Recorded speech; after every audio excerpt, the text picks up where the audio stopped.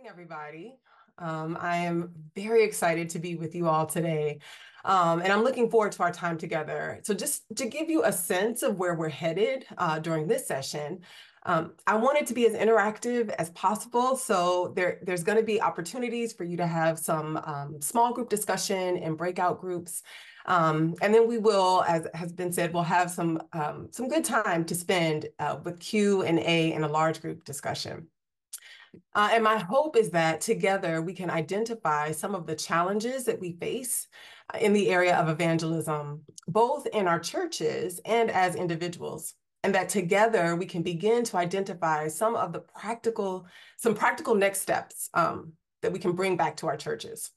So one of the classes that I teach at North Park is a class called Gospel Communication in Context. And it is exactly what the name would suggest, but it's all about learning how to effectively communicate the gospel in a way that's contextual. And so at the start of a new semester, I typically begin this class by reading Paul's words in 1 Corinthians 9:22. And I do so as a way of laying a foundation for the course. So Paul writes in that verse, "To the weak, I became weak. I have become all things to all people, that by all possible means, I might save some. I do this for the sake of the gospel, that I might share in its blessing." So read a certain way, one could easily misunderstand Paul as advocating for believers to be sort of lukewarm panderers who compromise the truth in order to please the masses. But when I read these words, I hear an earnest desire to meet people where they are, that they might be able to taste and see that the Lord is good. And at the core of Paul's words, to become all things to all people, is a posture whereby one seeks to listen more than they seek to be heard. And this should be the posture of all of us who are called to ministry, because it's the only way that we can learn the specific places where broken people need to hear and encounter the gospel, even when the people don't know that they are broken. So in 2015, a growing trend was identified by a number of researchers. And that trend was that the country was becoming more and more secular. At that time, researchers at the Barna Group and others found that over a third of American adults were what they called post-Christian. And basically, they were secular. These are not people who identified themselves as being Christian. They didn't attend churches. And this trend away from Christian identification was along generational lines. As you might imagine, younger folk tended to be most likely to not identify themselves as Christian and to not attend a church. And this trend has continued. Today, terms like church hurt and deconstruction are common discourses in the church and outside of the church. This idea that the church is closed-minded or hateful or fill in the blank, right? These are common things that we hear in the culture around us. So one of the implications of this gradual shift towards secularization that has been happening for over the last decade is that the unchurched today are not like the unchurched of yesterday. Many of them have never identified as Christian. They often identify themselves as spiritual, and they're comfortable with many different approaches to relating to God and dabbling in many different approaches, sort of picking and choosing from different faith traditions. Post-pandemic, many folk, if they do decide to attend a church, do so sporadically and often not in person. Another really important implication of the rise of secularization, coupled with the polarization that we're experiencing in the nation and in the church, is that many of the unchurched don't even know what it means to be a Christian. They have no idea what the church actually believes. And this is where I think we need to focus a lot of our attention and all of our attention this morning, at least during this session on. Often when we start to talk about evangelism, the discussions go towards strategy, right? What kinds of programs might we create to get folks in the door?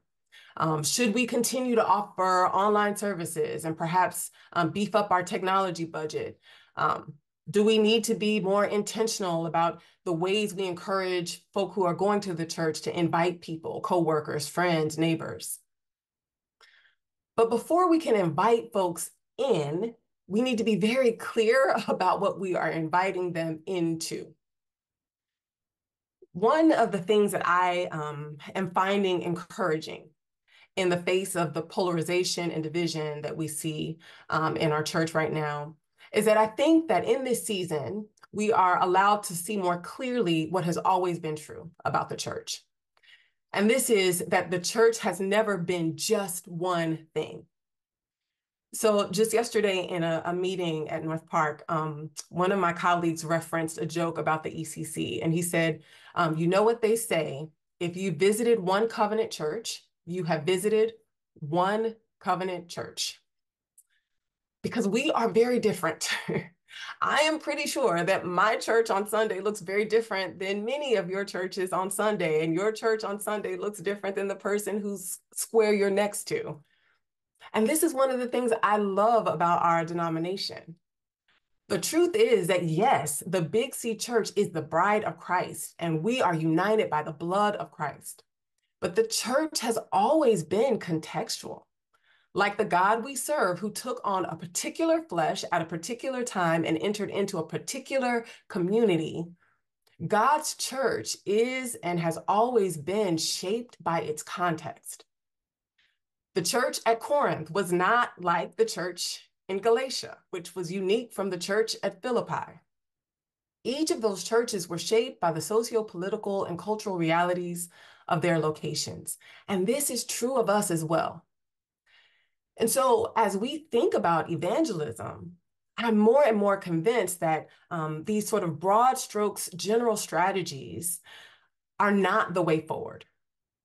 Returning to Paul's words, effective evangelism is going to require us to become students of place, to become students of the contexts, the locations that God has called us. Where is your church located? What is the story of that ground? Where are you located? What are your spaces? Where do you work? Where do you play? Who are the people and communities that we have been called to? What are the issues that are pressing in those specific places with those specific people? What are the places, the specific places where those people, where those places need to experience the good news? What is the good news for where you are? And so today I want to spend a lot of time just allowing us to have some dialogue around that. What might evangelism look like, not for all of us on this call, not for all of us who attend, but in the specific places where you are located? We all have the same mission, to make Christ known. But that mission will take on different forms based on where that same Christ has called us. So I'll share a little bit about my own context. I attend New Community Covenant Church, Bronzeville. I'm the associate pastor there. Bronzeville is a historically Black neighborhood on the south side of Chicago. A lot of very rich history is in this place. And so evangelism, the shape that evangelism takes in our church, it calls us to ask questions about who might walk through our doors. What would it sound like? What would it look like when they came here? Would it be familiar to the place that they reside? In other words, would they be able to see themselves in this service? Where do we work? Where do we play? How do we become more intentional about being engaged in Bronzeville? And so we encourage members and congregants to build lives here, right? Go learn the restaurants, go and have coffee and do your stuff in this place so that you can learn these people, so that you can build relationships with folk who live here. So the kinds of questions that we consider, the ways that we shape our services, the ways that we think about preaching and worship are all very different based on where we are located. And I hope that that's true for all of us. So I want to send you for a moment into a breakout group. And I'm going to give you some questions to consider, and I think they will come up in the chat. Yes, amen. Thank you, Ryan. So in your sessions, and there'll be groups of about 4 or 5 of you, and you're going to consider what does evangelism look like in your church? What does your church struggle with most in this area? And then what do you struggle with most in this area? I'd love to hear what things came up in your discussion in your groups. And maybe I know it'll be hard because you're on screens, but if maybe one person from each group can kind of share some of the things that came up.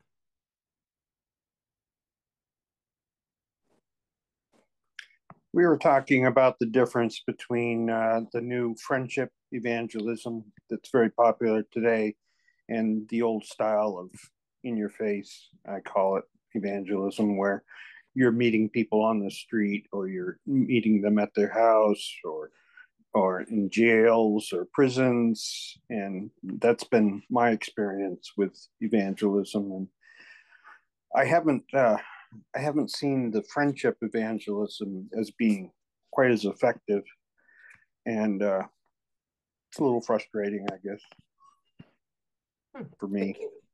Yeah. Thank you for sharing that. Yeah, so we're going to come back to that a little later. I want to hear some other things, but I love that. Thank you for sharing. Yeah.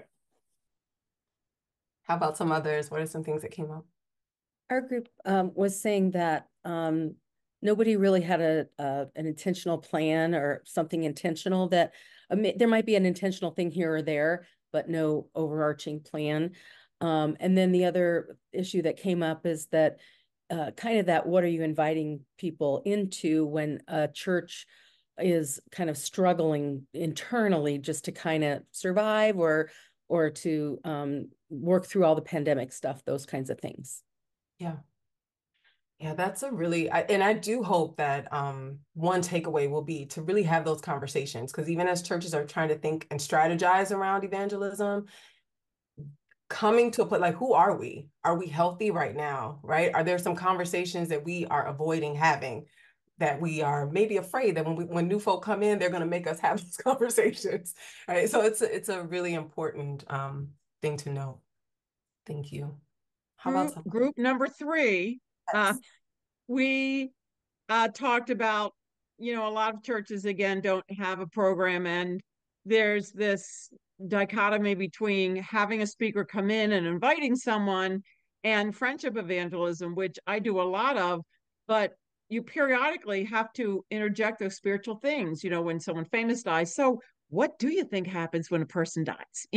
And I mix my Christian and my non-Christian friends all the time. So I've got a group of great women, and we'll go to the movies, we'll celebrate somebody's birthday, New Year's Eve. And so my non-Christian friends know my Christian friends. And we do have spiritual conversations, but they're just not ready. But when they are, they can come to our church and they've already got friends. So you have to initiate a lot. I initiate with my neighbors, and it's a lot of initiation, and intentionally, this is what I'm doing with my time. Yeah. I love that. Thank you for sharing that. And I think that, and what you share speaks to something that stood out to me in what you shared, Stephen, that it's this both and, right? Like we tend to think of things in as dichotomous, like either we go out with tracts and we stand on the corner, we tell people, do you know Jesus? Or we just make friends and we just hope that maybe one day we can talk to them about Jesus, maybe one day. Right? And there's a way that you can do both of these things poorly, right? Mm-hmm. I have been the recipient of the track and we're just gonna it was not effective. I've also been told by the Spirit to go stand and talk to people about Jesus, right? Yeah. And so like there's a way that these things need to merge. It's how do we love people? How do we do either one in a way that witnesses a God that loves them and sees them? And you can do that standing on a corner, and you can do that in a relationship where you can talk honestly about the God you serve, right? So thank you. I appreciate both of those perspectives. All right, I want to hear from a few more people I know. Yeah, in our group, one, it was shared to begin with prayer. I thought it was going to be followed up with listen with care, go with the blessed methodology. But for real, beginning with prayer was one, which I praying for the loss sheep in the community, and these are people who may have been saved and walked away for some other reason, and that's been effective. The other thing that we shared in our group is like locally, what we do is actually create space where we can meet people where they are. For example, we have potlucks, international potlucks. We're in a multi-ethnic community, and that has allowed people from different backgrounds, different cultures, and religions, and actually come together, and we share a meal. We share a meal and also listen and foster a relationship from that point. Another thing was actually asking, like being in proximity to people to see what the needs are. As the saying is, people can care less how much we know until they know how much we care. And we often, when it comes to evangelism, show them how much we know instead of how much we care. And so being in proximity to see what the needs are and hearing from them and then moving from that perspective. I love that. I love all of it. I especially love that you started with beginning with prayer. So in that verse that I shared from Paul, the difference between being all things to all people, the difference between that being pandering or effective evangelism is prayer. Because if my aim at being all things to all people is a part of just a strategy, I'm trying to figure out how I can get in and what's going to win you the best, I will be pandering, right?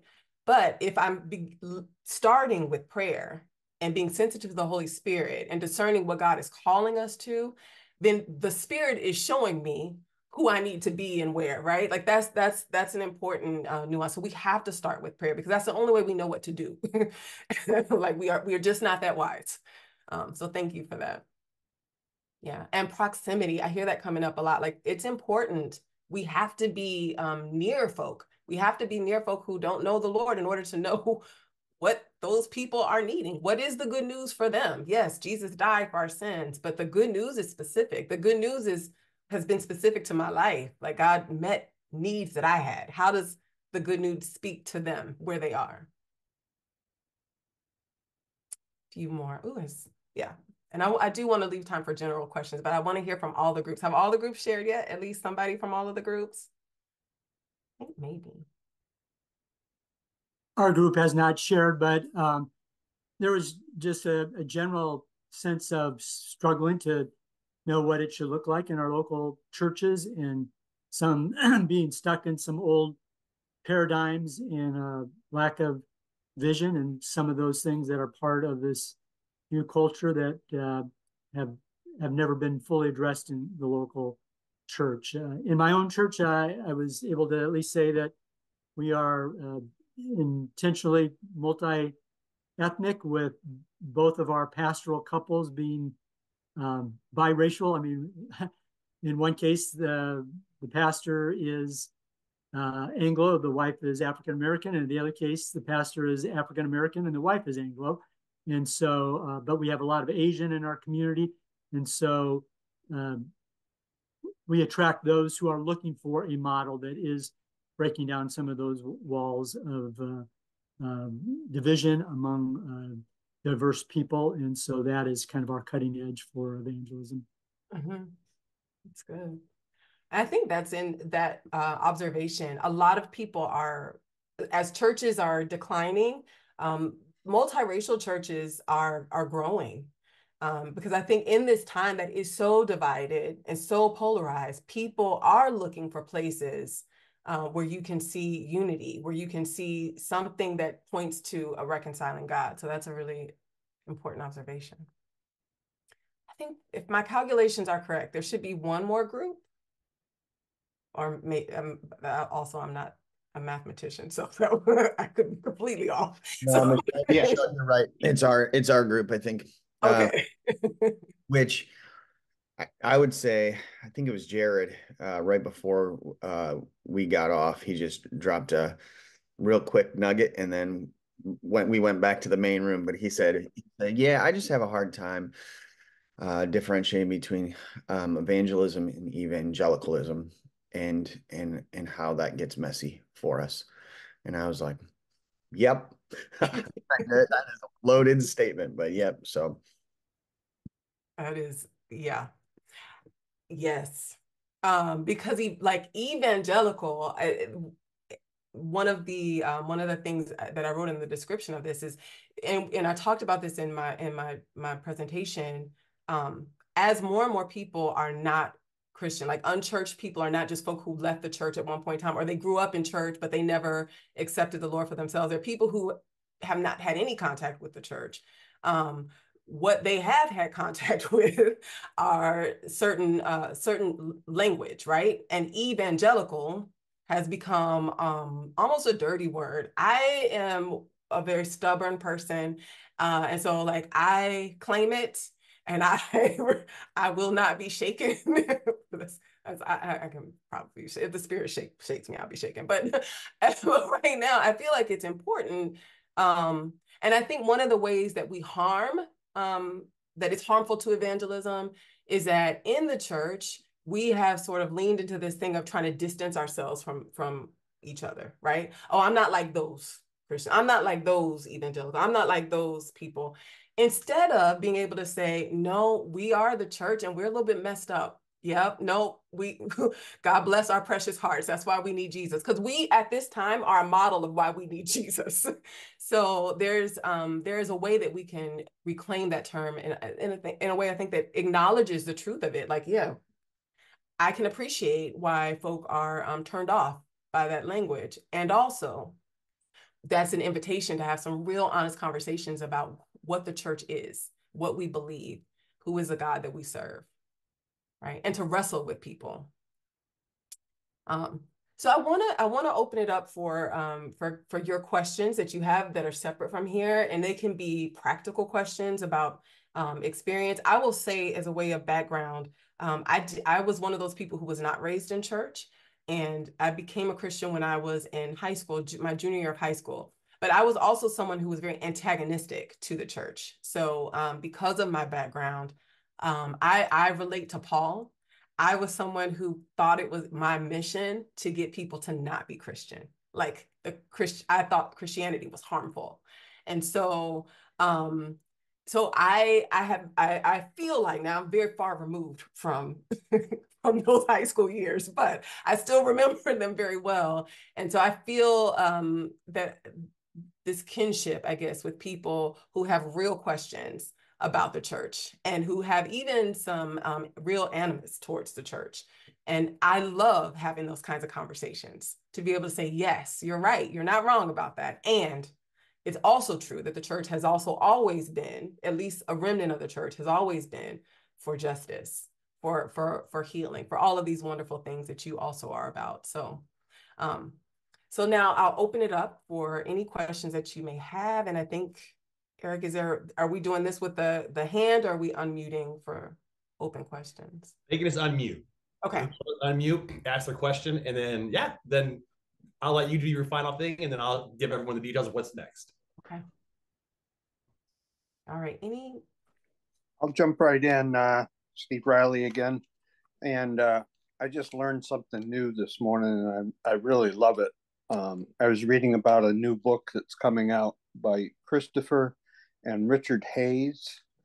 And Richard Hayes was kind of a founder of the evangelical movement, and he is saying that he made a mistake before.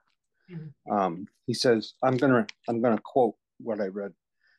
Faithfulness means always being humble enough to acknowledge that you haven't fully figured out everything yet.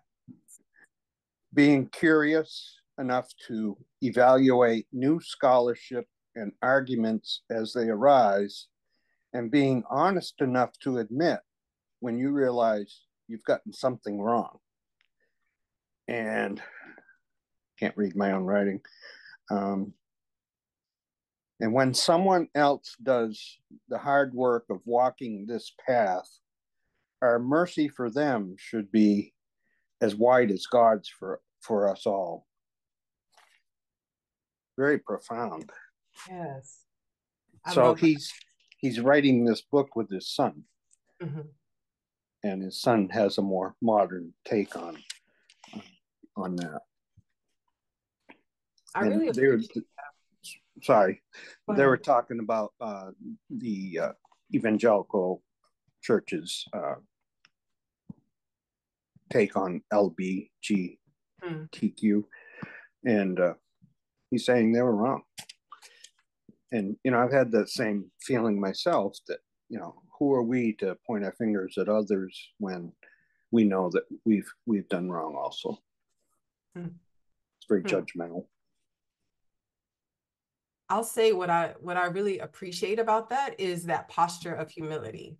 I think that like that is love and humility, right? They go together. And in that posture of like, no, I know, we have fathomed the mind of God.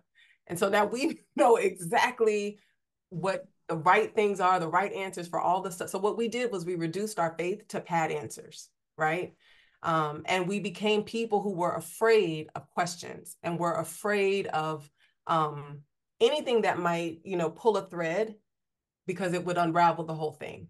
And so I do think that, and someone wrote this, Valerie, you shared this in the chat, but that posture of humility allows us to engage in really honest conversations. Whether your strategy looks like street evangelism in the old days or friendship evangelism, whatever language you want to put on it, it allows you to have honest conversation so that you're not just shouting answers at a person. You're engaging with them. You're engaging in dialogue. You're acknowledging when they say something and they ask you a question and the answer is, I don't know, right? That's a great question. Yeah. So that is a posture that lets people be receptive to what you have to say, because you become someone who is trustworthy, because you become someone who is human. So thank you for sharing that. Yep. I can't remember the title of the book, but the authors are Christopher and Richard Hays, Hays. So you should be able to find it using that. I have a question. I'm actually in Stephen's group, and we kind of talked around, older models tended to depend more on like the message. We need to speak certain truths in a contained way, and then, ask it, make an invitation, right? Whereas newer models have maybe, emphasized the relationship piece. I'm curious, and I don't know where we're going today, so maybe this is a question for later, but how are we as the ECC seeing evangelism as both a message and a way of demonstrating to others the ways of Jesus? That's not a one and done act. So I think I'm curious about, how do we have a conversation that says evangelism has a message, but it also has a method, and how are we handling the merge of those two things? That's good. So I don't know I imagine maybe some of the how us as a denomination are doing that might be answered in maybe, Paul, that's what you're going to get at as in your presentation. But what I will say to that is I think that's it's absolutely a question for us as a denomination, but it's also, and maybe more to my heart, a question for our churches, that our pastors need to be saying to we need to be having those conversations that yes, it is absolutely, there's a message and there's a method. And the reason why I want to bring it down from the level of the denomination is going back to what I shared earlier. Like, it has to be contextual. The method is not the denomination won't be able to tell us this is the method that you should all try in your churches. Maybe some big ideas, but I think the method has to be in conversation with your church. Are you a rural church? Are you a small church? Are you a large church? Are you dealing with some stuff? Did some stuff happen last year that we still haven't gotten over, and that we need to do some house cleaning to figure out what does it look like for us to invite people into this space? Like, I think the method has to be contextual. And maybe the word I was maybe thinking of more is posture, which we just kind of touched on. But I, maybe to tug on what Dan shared, I guess I wonder if our message has sounded like good news when it comes with a lot of controlled wrapping at times or has in the past. So I guess I would love for that conversation to continue today. Like how does our posture really play into where we're at this point in the road? So That's good. It's really good. Thank Michelle, boy, I just wanted to add that I think for laity in a congregation, they're going to have way more exposure to people who are, not believers than frankly our ministers are, right? Because that's where their jobs are. So I had a question come up to me of a young woman in our church who works at a university. And she's like, I don't really know how to share my faith because, students have really hard questions to me and I don't know how to respond. So we did a Thrive group, a small group, with the book by Rebecca McLaughlin called Confronting Christianity, 12 Hard Questions for the World's Largest Religion. We're just going to wrap up on Saturday. But that's been really rich to have one really good discussion so that people have a better idea, how can I defend my faith, and not just about sharing a faith, but when people have hard questions, what do I say about suffering, that kind of thing. Mm-hmm.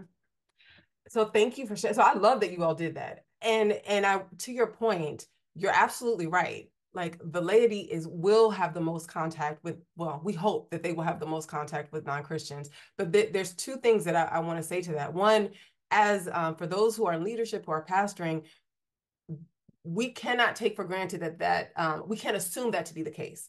Because more and more what's happening to us as a society is we are isolating ourselves into little thought bubbles with only people who look like, think like, believe like us. And so it is very possible to live your whole life and not have anyone who is non-Christian that you could actually call a friend or even a close associate, right? So the two things that I hear in that are, first, that we need to be encouraging our congregants, we need to be encouraging folk to be building relationships, like to be people who are actually in the world, maybe not of it, but be in it.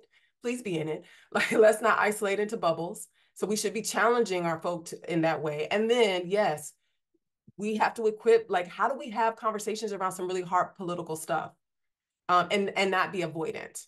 And to your point, Michelle, I think there's some questions that we are grappling with as a denomination. So how do we have language? What language do we use? How do we engage with those conversations around sexuality, around politics, around all of the things where we can just be real and be honest and transparent, again, with the heart of sharing the actual gospel, which is not just random good news or general good news. It's good news for now, for people who need it.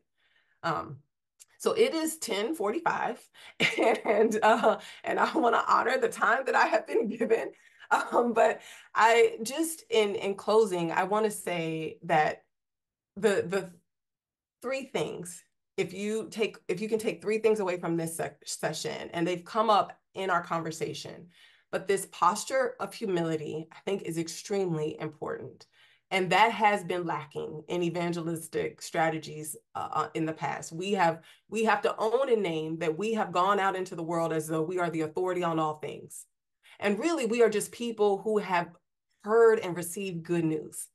And we should be excited to share it. And we share it from a posture of humility. And we have to be guided by the Spirit. I so appreciate, again, that you start with prayer.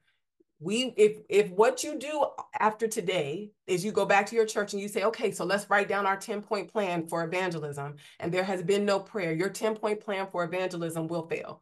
We have to listen and hear and discern what the Lord is saying to us. How is the Spirit moving? Who is God directing us to, right? And then three, who God is directing us to, what the Lord is saying to us, it will be contextual. The good news that you share is going to be good news for the place, the people that you are, the place you are in, the people you have been called to. So we're going to be prayerful, we're going to be humble, and then we are going to be contextual. Amen. Amen.